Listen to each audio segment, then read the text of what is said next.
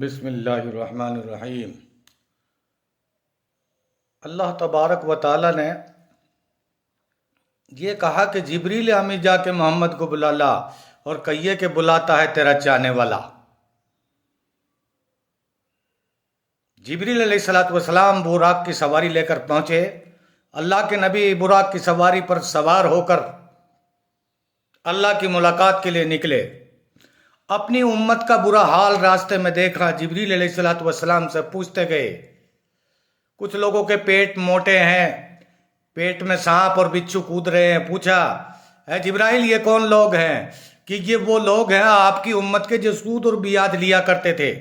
آگے بڑھے، ایک آدمی پتھر مارتا ہے، ایک آدمی پتھر مار رہا ہے کسی کے سر میں، وہ ٹھیک ہو جاتا ہے اور پتھر جو ہے رڑکتا جاتا ہے، اس پتھر کو اٹھا کے لایا جاتا ہے اور پھر مارا جاتا ہے۔ اللہ کے نبی نے پوچھا یہ کون ہے؟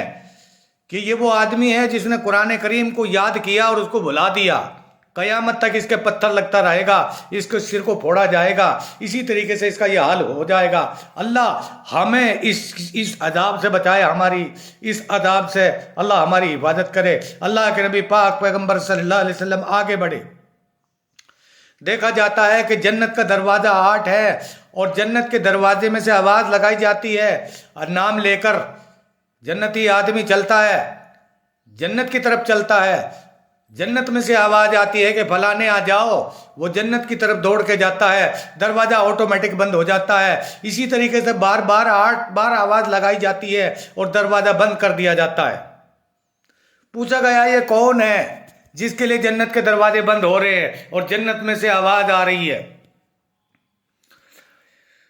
اللہ کے نبی پاک پیغمبر صلی اللہ علیہ وسلم نے پوچھا تو فرمایا جبریل علیہ الصلوۃ والسلام نے، یہ وہ آدمی ہے جس نے علم دین سیکھا اور دوسروں تک نہ پہنچایا گیا، اس کے لیے جنت کے دروازے بند ہے۔ اللہ کے نبی آگے اور پہنچے۔ آگے پہنچنے کے بعد بیت المقدس میں پہنچے۔ انبیاء کرام 1,24,000 پیغمبر اللہ کے نبی کا انتظار کر رہے ہیں۔ آدم علیہ الصلوۃ والسلام نے سوچا یہاں 2 رکعت نماز ادا کرنی ہے۔ جبریل علیہ الصلوۃ والسلام نے کہا اللہ کے پاک پیغمبر یہاں 2 رکعت نماز ادا کیجئے۔ آدم علیہ الصلوۃ والسلام نے یہ سوچا کہ میں ساری دنیا کا باپ ہوں، سارے پیغمبروں سے پہلے اللہ تعالیٰ نے مجھے پیدا کیا، شاید نماز پڑھانے کا مجھے حکم ملے گا۔ لیکن جبریل علیہ الصلوۃ والسلام نے حکم دیا آپ نماز پڑھائیے۔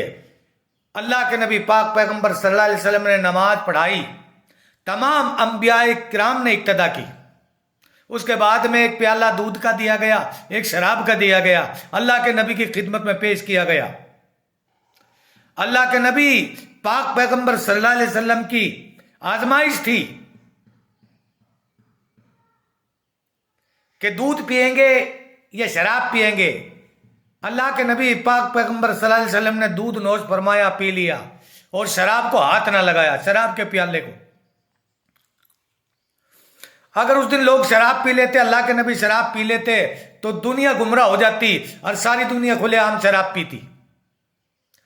اللہ کے نبی پاک پیغمبر صلی اللہ علیہ وسلم اور آگے بڑھے تو دیکھا مدینہ شریف آیا۔ جبریل علیہ الصلوۃ والسلام نے فرمایا یہاں آپ ہجرت فرما کر کے مکہ سے آئیں گے، یہاں 2 رکعت نماز ادا کر لو۔ وہاں سے آگے بڑھے تو دیکھا گیا ایک عورت حسین خوبصورت اللہ کے نبی کے سامنے سے گزر رہی ہے اور سلام کر رہی ہے۔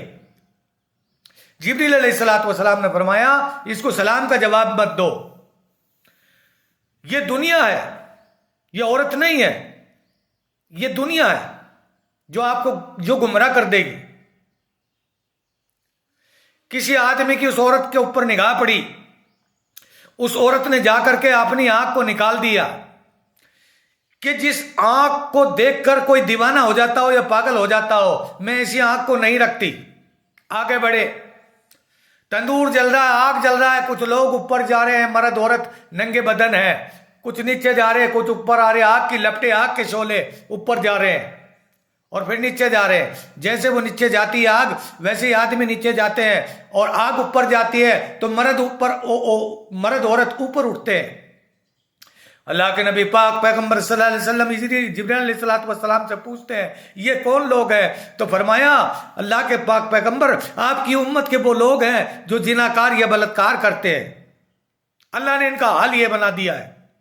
اللہ کے نبی پاک پیغمبر صلی اللہ علیہ وسلم آگے بڑھے، براق کی سواری پر سفر ہو رہا ہے، رات کا سہانا سفر ہے، اللہ سے ملنے کے لیے جانا ہے، اللہ نے بلایا ہے۔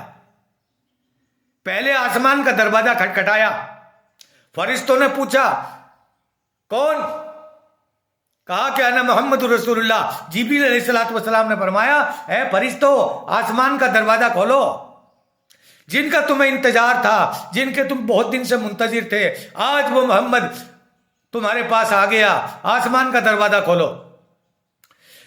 پہلے آسمان پر معراج کی رات میں فرشتوں میں خلبلی مچ گئی اور خوشی سے جھوم اٹھے۔